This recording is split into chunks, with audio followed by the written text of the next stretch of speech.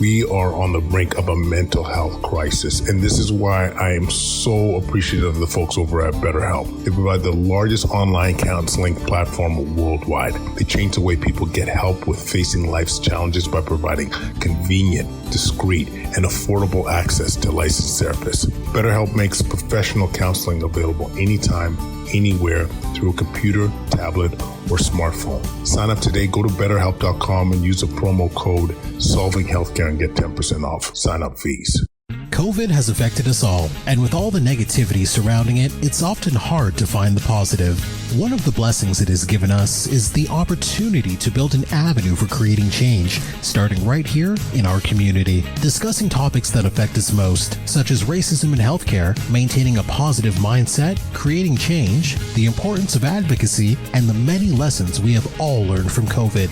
If you or your organization are interested in speaking engagements, send a message to quadcast99@gmail.com, reach out on Facebook at Quadcast, or online at drkwadwo.ca. Welcome to Solving Healthcare. I'm Kwadwo Kyeremanteng. I'm an ICU and palliative care physician here in Ottawa and the founder of Resource Optimization Network. We are on a mission to transform healthcare in Canada. I'm going to talk with physicians, nurses, administrators, patients and their families because inefficiencies, overwork, and overcrowding affects us all. I believe it's time for a better healthcare system that's more cost-effective, dignified, and just for everyone involved. Solocast Nation, check it out. Welcome back. This is going to be a quick Solocast minicast. Solocast minicast. Just wanted to throw down some things that have been percolating in my mind grapes because it's been a while. You know, I must say for like sanity, we've been slowing down the number of shows. So we're doing a show every 2-ish weeks, trying to stay relevant. But there's been a couple of things I've been ruminating on, and really it's been on the state of our current healthcare system. And I think there needs to be a highlight on this a little bit because right now, and I'm not one to throw down some hyperbole, but I honestly think the healthcare system in Canada, or at least in Ontario right now, is in a bit of trouble. And what I'm saying is I'm seeing these unbelievable wait times for imaging, for surgeries, for seeing specialists. I'm seeing people coming into hospital with late presentations with, trying to see their family doctor, weren't able to see their family doctor, and unfortunately presenting with late stage cancers, known aneurysms that rupture, infections that are just have gotten worse and worse, and then present in septic shock. And I don't see a legit solution right now. I'm not hearing talk about a solution. Like, this is my qualm. Like, yes, monkeypox is a thing. We'll do a show on why it's a bit hyped up right now. But, yes, there's future variants with COVID or whatever. But we need to focus on the now and what we're seeing and be more proactive instead of reactive in terms of how we're going to manage the numbers, the healthcare needs, because the solution right now, we're not talking about a sustainable solution. Oh, we'll just try and increase our surgeries and ramp up. Like, clearly we can't do it's not that simple. There's more burnout amongst healthcare providers. There's less staff available. People have had enough. Like, straight up, people have had enough. They're like, I am done. Like, with the profession, I am done. I am no longer, in healthcare. I need to step out. You know what I'm saying? And people left the workforce, or in some of the more critical areas, whether it's surgery, some in critical care, for example, or emerge. That's a big one. Emerge. They're like, I'm done. You hearing these stories where they've had to shut down emerges. I've heard stories where they had to shut down ICUs. And I still feel like our approach is reactive. We need to think about solutions. And I mean, I got some ideas personally that I think, I don't know if we're ready for, but we need to start thinking about. So, for example, I do think we need to have an element of we should be open to the idea of privatization. And I was one of the first to say, like, no, being in Canada, seeing some of how healthcare is thrown down in the States, you do not want a two-tier system. You don't want a two-class system. But when there's, for example, there's unemployed orthopedic surgeons right now. And think about how many people need their hips and knees done. Unemployed, despite having 2 fellowships and such. Do you know what I mean? Like, there's the demand, there's the supply with the physicians, but there's no venue. So what I would propose, for example, is that there is an element of privatization, but the doctors that work in the private sector can only work so many hours in the private sector. Because one of the main concerns is the talent drain, where you're getting all the talented docs going to the private sector, and you get less quality care in the public sector. So I think, if I'm correct, New Zealand does a similar structure where they're only allowed, I think, 20 or 25% of their time in the private sector to be able to provide, surgeries in that area. Like, I do think we need to be a little bit more provocative. Like, think about, right now, even like getting licensing to work in another province. That takes time. That takes a lot of red tape. And you got to think, like, a nurse or a doc that was working in Alberta or Quebec that wants to work in Ontario, like, we should streamline that. You got to think about how many foreign trained healthcare providers there are right now. This should be streamed. I know a urologist, for example, fully trained, working in Southern America, had to retrain up here, doing another 5 years. Talent-wise, he's ready to go. He's been doing surgeries for 10 years. He's going to have to retrain. Little things like this, little barriers, little red tape steps. You know what I mean? And all this adds up. If we're going to catch up, if we're going to fix this system, we got to think outside the box. Virtual care gets a bit of a bad rep, and I think there's situations where we should limit the amount of virtual care that we're given.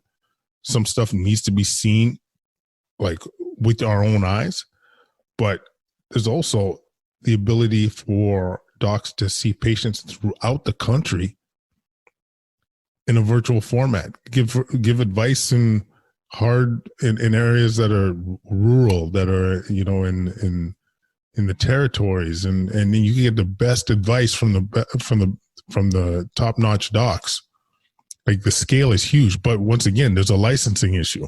I don't have a license in Alberta. I technically can't be giving advice to somebody across the country.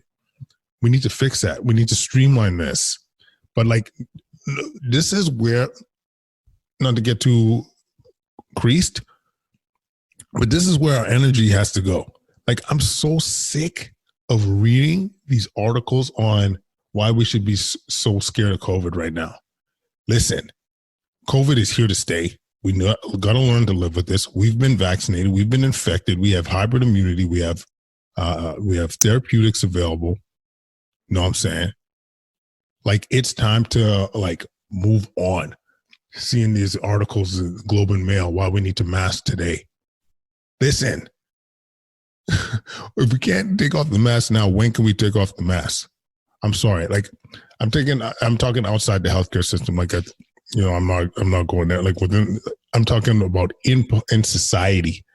We're still talking about, mandates and vaccine mandates and for travel and masking lists. Like, the data is clear now. Whether you're vaccinated or not, you could still transmit. You could still get infected. The vaccines work at preventing from severe disease. That's the focus. Are we going to put a strain on our healthcare system? If at this stage, my humble opinion, absolutely not.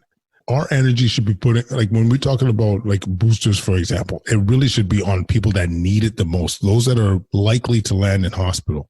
But to focus it on, like, there should be no energy put into whether an 18-year-old needs a booster or not. A healthy 18-year-old college student needing a booster, especially a male with the risk of myocarditis and pericarditis. Our energy doesn't need to be put into that. The energy needs to be focused on those that are likely to get sick and land in hospital. I just think we're so all over the place. Like, just be targeted and be sensical and use the data in front of us. You know what I mean? And like, let's put our energy in recovery. Like, have we thought about this? Some of our youth right now, some of our youth had 2 years of university, not in, like, virtual learning. Our future doctors, nurses, teachers, engineers have had like subpar education. Our kids in general have had subpar education, especially in Ontario with those prolonged school closures. Our kids are behind. What's the talk about how we recover, how we catch up? That's the energy. That's where the focus needs to be. Screw this, like, oh man, BA4 is going to like ruin our children, or long COVID is going to ruin our children. Enough of the fear. I'm tired of it. Focus on what we can control and moving on. Our kids deserve it. Our population deserves it. How do we catch up? Look at it. And like, I'm sorry. One of the things, I'm going to say this. A lot of us that were, at risk of being canceled for saying, watch out for those risks of lockdowns. Watch out for those risks of school closures. Look what's happening now. Okay. With the immunity debt from prolonged like isolation with our kids and not having exposure to other pathogens. Look at like how often kids are getting sick, the RSV surge. Like, this was predictable. The mental health and physical concerns. This was predictable amongst our kids. And this is going to be a next epidemic, the mental health of our kids. I can't tell you how many people have approached us saying, can I get help? Well, find us a child psychologist because our kids are struggling. So predictable. The higher cancer and emerge visits and the delayed surgeries and the sequelae of that, very predictable. We've been saying that from the get-go. You know what I'm saying? All these things that were taboo to say and needed to be addressed so we can mitigate it. And I feel like, and the reason I'm not saying this to say like, oh, listen to me, I'm right. It's so that we learn, because I'm afraid we don't learn. You know what I'm saying? Like, there's consequences to our actions, and we need to acknowledge them. We need to acknowledge the unintended consequences so we can prevent it from happening again, because you'll hear in the fall, there's going to be more hype, more cases. We need to close down. We need to potentially lock down. We need to hazmat suit everybody. Like, that talk is going to come again from all these COVID-0 folks. And we need to be strong and say, no school closures. Back to reality. Learn, like, really look at the risk to our kids. Once again, something that was taboo to say.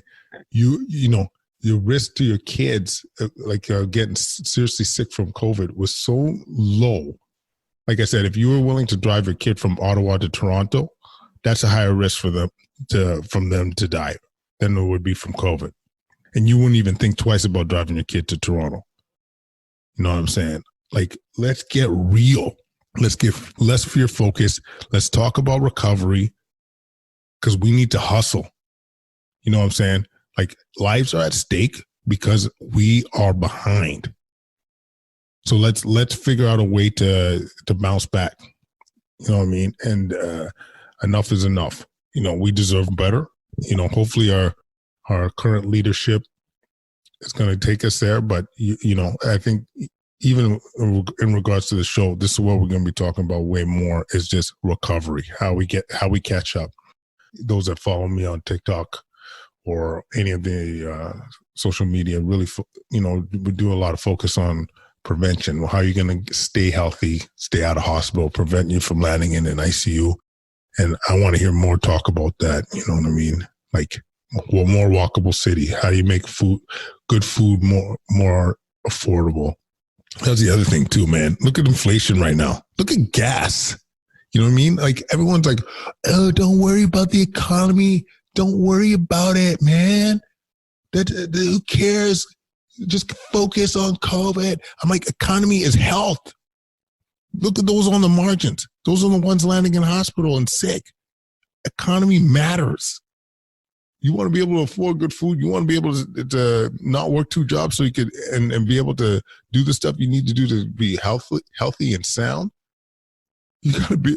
Life has to be affordable. Gas is $2 a liter, man. This ain't 2048. You know what I'm saying? This is crazy ass shit. Excuse my French.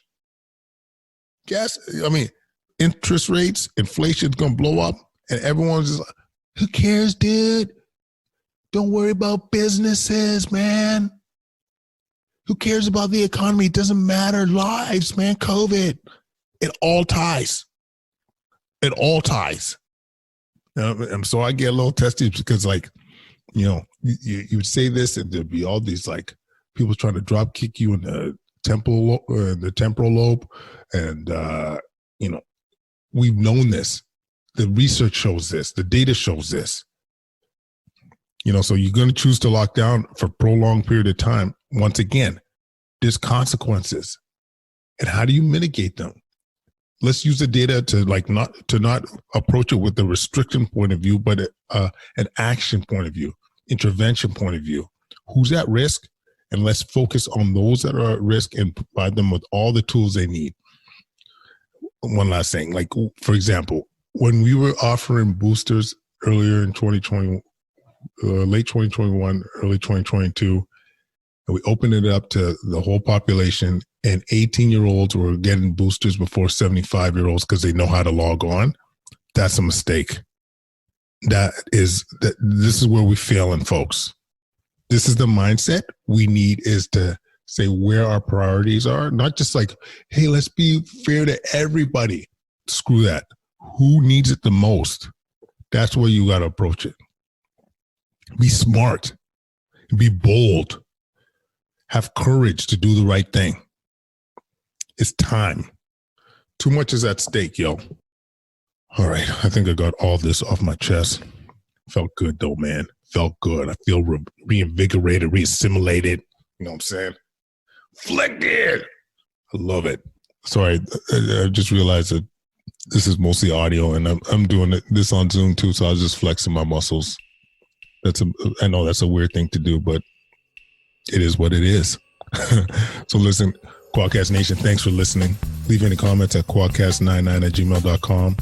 Follow us on Instagram, Facebook, TikTok, YouTube. We're all over the place at Quadcast. Leave that 5-star rating. It matters, man. The show's growing, continuing to change the boogie. Check out Solving Wellness, by the way. We're also, those that are interested in joining our study, email us at solvingwellness.com. Freshness. And we'll connect again real soon. Thanks for joining.